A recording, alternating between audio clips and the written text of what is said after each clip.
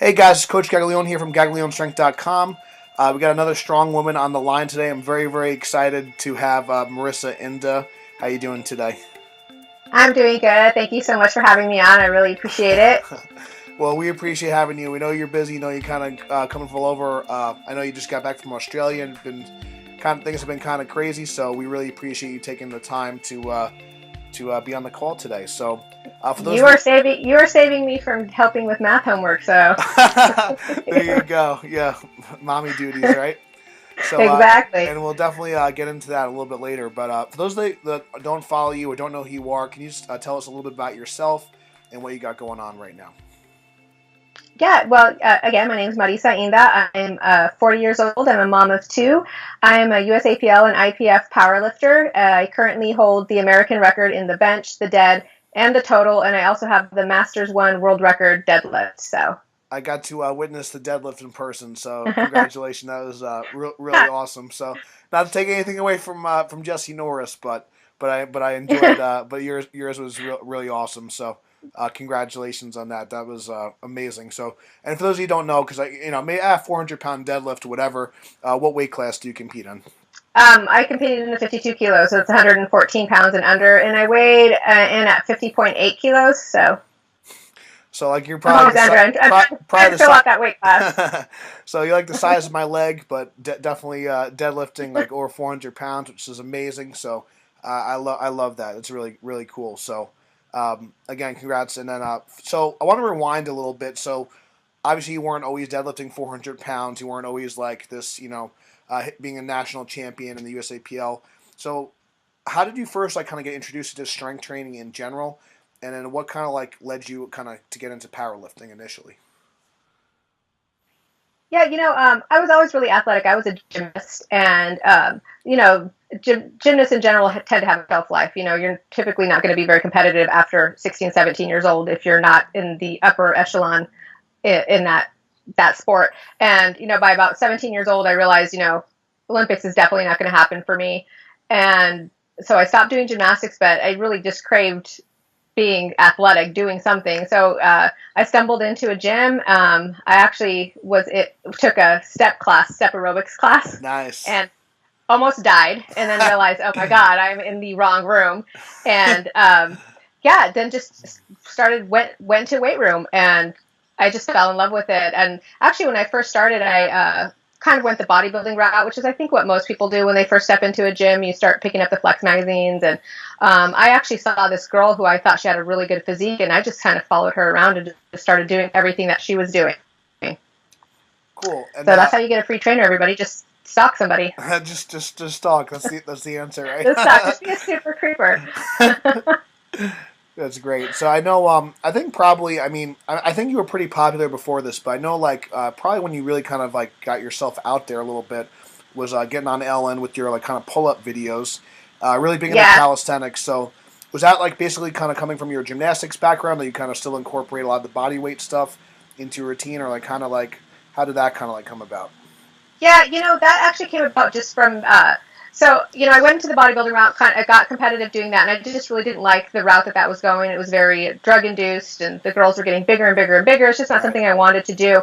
So at that point, I had actually stopped doing all kinds of gymnastic stuff. You just turn into this major meathead. You're just all about the gym and doing curls and stuff. And I kind of missed feeling athletic. Sure. Even though you're lifting weights, you kind of don't feel like you're an athletic person anymore. So I started doing calisthenics again, and I hooked up with this group called the World Calisthenics Organization, and they put on calisthenics meets. And I jumped into a meet, and I did like a collaboration video with Frank Madrano, who's like huge in the calisthenics world, and that video just went viral. And it kind of sucks for the guys that have been involved in it for so long, but I guess the appeal there, oh, this is a woman that's doing pull-ups, Yeah. and it just kind of took off from there. But yeah, and I still do incorporate a lot of calisthenics in my powerlifting stuff just because, A, I like it, I think it's fun, and I'm of the belief, like, if you can't move your body weight, then, you should be able to do both. Yeah, I agree. And I think one thing I kind of preach to my girls too, especially like something like a pull up. Obviously, it requires a ton of back strength, relative strength. If you want to like kind of maximize like your strength in your weight class, like just kind of being able to move your body weight, do some pull ups, especially for something like the deadlift or in the squat, just kind of keeps you, and even the bench, holding your position, having better like bigger upper back. stronger upper back. I think that's like great. So I think sometimes people kind of miss the boat and they don't like do it's not going to directly like affect your powerlifting, but it could definitely help like in the long run, especially if you're like a lighter weight class lifter. So I think that's like really good advice. So Yeah, I think especially with women, they tend to neglect doing any type of bodybuilding. You get into powerlifting, it's all about the big three and specificity, specificity. The problem is you don't have any muscle yeah, and you're not strong. It doesn't matter how great your technique is, you're not going sure. to push any weight. So it's definitely something I think women should not neglect, especially when it comes to bench. I mean, you have to have upper body strength. So Yeah, we always say like you can't flex bone, so yep, gotta have some muscle. So that's a good I one. think Dan Green has like the shirt like no skinny champions too. That's another good one too. So I kind of want to again rewind a little bit. So how did you actually get into like your first powerlifting meet, and what actually made you say I want to actually not just like bodybuild, I want to like strength train and actually compete? What kind of Yeah, caused you to well, do that? So so what happened is, I still always strength trained, even though I stopped competing in bodybuilding. And I had two kids, wanted to be competitive again. And oddly enough, on the window, there was this flyer for this USAPL meet in San Diego. And I knew awesome. nothing about it. I just jumped into it. I've always been pretty strong. So I'm like, screw it. I'm just going to jump into it.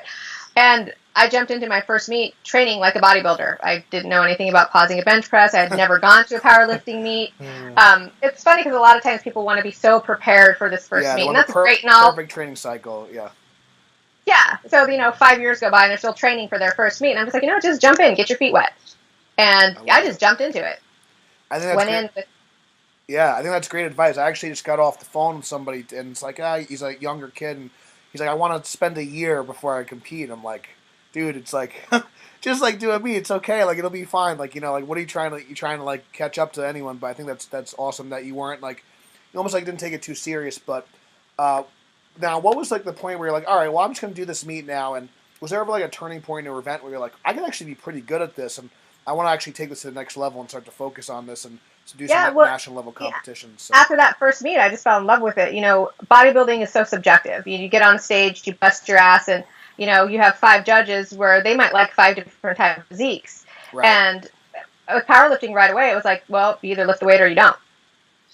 And I loved it. And, I actually won that meet. I set like state records, which, when you yeah, first do it, you're like, oh, state records, it's so yay. cool. Yeah, Yeah. So I was just like, screw it.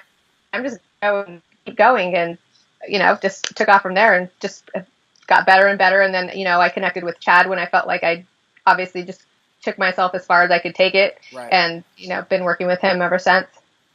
very cool.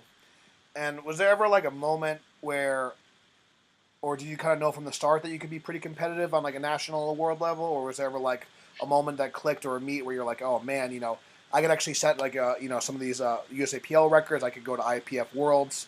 Was there ever kind of a moment where you Yeah. kind of knew that you were like I'm going to be good? I'm one of those people, like, I never get online and start checking myself against other records. Like, I never did that because it's always been something that I enjoy and it's fun. And it doesn't matter what I do. If somebody is squatting 350 pounds in my weight class and I'm just not there yet, It's I could not. stare at them all day long. I'm not going to squat 350 pounds. Not yet. So I really just try to make it a point not to be that person that's like checking out all the competition. I do the best that I can do following my training program, making sure that I'm hitting the PRs against my, looking back in the past what I've done, and then just move forward from there. There's always going to be competition, but I just go in knowing whatever I do is just what I'm going to do on that platform for that day. I think that's really cool. It's really refreshing to hear that, especially kind of in the age of like social media and stuff. I'm not sure if you kind of familiar with one of my guys that I coach, Larry Williams, going into Boss of Bosses like this past year when he first broke the world record. Then like Andrew Herbert took it over, and then one of Chad's guys re broke it. Oh yeah, We weren't really we weren't like kind of aiming for the world record. We were just trying to get him progress every meet. And I think yeah, that's and eventually it's like, oh well, he's good enough, so it just kind of happens like naturally. And I think sometimes if you put too much pressure on yourself, it actually could be detrimental. So I think that's really, really cool advice. And I think it's not always something you're expecting to hear from someone like as high level as yourself. But that's really cool. So do you have any advice for people that maybe are they tend to put too much pressure on themselves, or they kind of deal with anxiety and things like that when they're kind of yeah. looking to compete? Yeah, I have clients that are doing their first meet, and then they do what everybody does. They check the flight list and they start YouTubing. I'm like, stop. You know what? Go Yeah. in, have fun, because when it stops being fun, it doesn't matter how good you are or how crappy you are, you're going to hate it. Yeah. So you have to always go in with that mindset. I like doing this. I'm doing it for me. Now, granted, I'm competitive. Don't get me wrong. Like, I always want to go in and do well, but I don't. I like it and I enjoy it. The minute it stops being fun for me, I won't do it anymore. So just have fun. I love that. I had a girl had like a similar situation when she was doing the XPC finals at the Arnold, and she kind of did what you said. She was looking up everyone on the internet and like, oh, can I beat this person? And she ended up having like a really bad meet, and she since kind of came back and done better. But I think that's like it's so like true. You kind of start to like take your head out of it, and you kind of lose sight of like why they actually start this in the first place. So I think that's like really cool. That's really great advice. So thank you for that.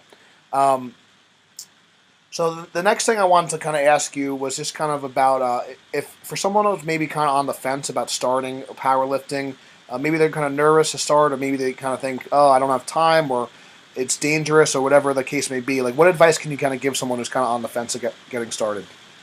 Yeah, I always get that. Well, I don't want to. I heard deadlifting is going to hurt my back, it's going to hurt my knees, and it's like, well, anything you do in life, there's going to be risk. So I'm not going to tell you when you start that there's not potential that you're going to get hurt.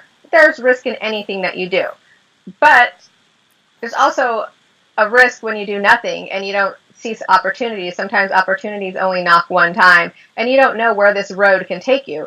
When I first started, I never thought, oh, well, now I can start doing seminars or I can start making a living off Yeah, of this. And it's been amazing. Like, powerlifting has done for me what I thought bodybuilding would have done for me. I don't know how old you are, but like when I first started training, it was all about the Flex magazine. You didn't have the internet. That's how old I am. And there's always that, I want to go pro. I want to be a pro. right. I want to get on magazine covers. And it's crazy that, well, okay, it didn't happen then. It didn't happen when I was a gymnast. It didn't happen when I did track. But then you kind of fall into a sport, and it's crazy that the doors that it has opened up. So, just go in with an open mind, not knowing what other avenues this might lead you to. And it might not be powerlifting. It might be coaching. It might be, Yeah.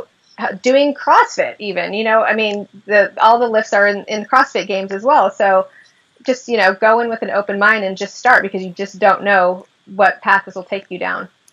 Very cool. The next question I always like to ask people is: did you ever kind of have any setbacks, injuries, or dealt with some adversity in your training? And if so, how did you kind of overcome it?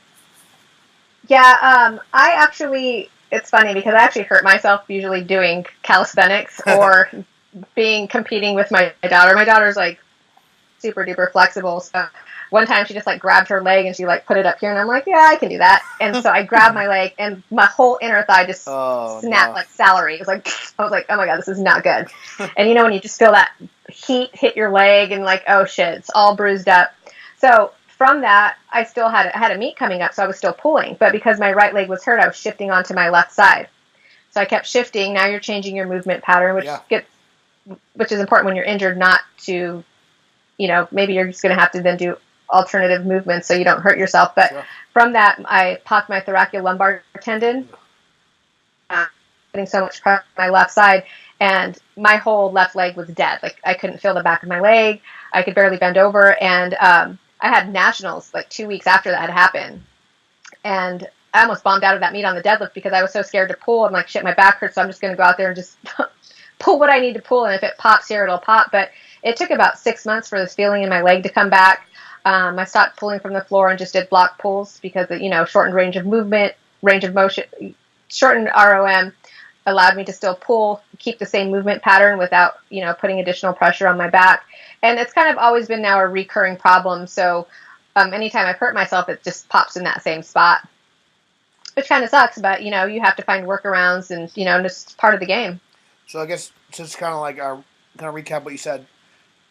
Do what you can. Don't like just like, oh my God, I'm done and quit. Do what you can. Try and do what you can to work around it. Maybe like a partial range of motion, or maybe just don't do that movement. But there's always something you could train and something you could do to get better. Exactly. So like when I hurt myself I hurt myself a second time, actually right before nationals again. Same kind of spot. My back just got completely tight. Actually, it happened in the squat. I dumped a squat, and then I had to pull, and my back was hurting from dumping the squat. And I'm like, I got to pull, so I'm going to do it anyways because it's on my paper. Yeah. And I pulled, and it just felt a zing and just dropped the weight because I thought I was going to pass out. and I couldn't compete. I was scheduled to do a meet in Atlanta, Georgia. I couldn't compete. Actually, Chad just pulled me out of the meet just because I couldn't even pull at that point, even sumo. And the workarounds at that point, well, you can't squat below parallel, you can't pull conventional, so sumo block pulls and pin squats above parallel. So again, it's just finding workarounds, finding movements that are still kind of in the same, you're still squatting, you can still kind of, Work on the same keep some, muscles and yeah. work on the same muscles, kind of keep, technique, movement pattern ingrained in Cool. your brain without hurting yourself. So. I love it. It's great advice for anyone because I think sometimes people, especially when they're first getting started and they get that first little kind of like bump or bruise and they kind of like panic a little bit. Yeah. But I think, just be patient, take your time, and it's always Yeah, something you can do to get better. and So, not to downplay it. I mean, it is scary when you hurt yourself, but absolutely. again, coming from a gymnastics background, I mean, hell, you're doing flips in the air, falling on the back of your neck, and it's just like, it's part of any sport that you play, and I don't care what sport it is. I mean, I knew a guy who broke his neck playing frisbee golf, so there you go. There you go. Frisbee golf is dangerous. It's so dangerous. I bet you there's probably more injuries than powerlifting too. Probably. It's like, can we get the stats pulled up on that quick? So next thing, so you're a mom, you're a businesswoman, national champion. How do you do it? Like, what's the secret? So what advice you got for like maybe they're a busy mom or just maybe they're busy women's like they have their own career, they have a family. How do you balance it all and like how do you kind of manage your time? And what advice can you give to people that like kind of maybe have a busy lifestyle that want to get into it? But there's always time. You can always carve out time. I mean, I have 2 kids. They're in school. They have to be dropped off. They have homework. They have their own activities. I was getting up sometimes at 3:30 in the morning to do the cardio that I needed to get done. My workouts are arranged around a tighter schedule. I time my rest periods. I don't do all 3 lifts ever in the same training because I can't. I don't have 3 hours just to spend at the gym. So my training is just divided up in 45. So I have to get in and out within 60 minutes. So all my workouts are timed. So it might seem kind of fast for some people, but you do what you got to do. If you can't carve out 60 minutes 4 times a week, then I don't know what to tell you. You're just the busiest person on the planet. Most people are watching television.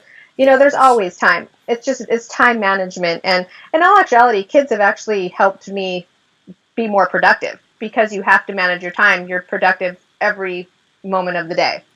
Yeah, it's kind of funny. I kind of feel like that too. Like, when you're kind of busy, like you're like, well, I have to train at this time. And it kind of like, I think it comes down to priorities too. If it's important to you, it kind of like you schedule it. So. And to be honest, training is a stress reliever. I mean, sure.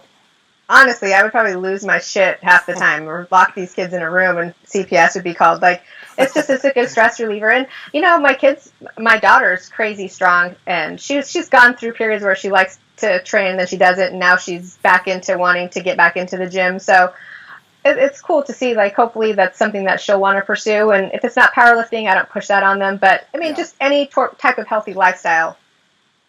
Cool. I love it. So next question, it's maybe a little unconventional, but it's just something, more of a personal question I wanted to ask you. So you got a pretty big following on social media, whether it's like negative comments or whatever, or maybe just like the kind of quote unquote fame.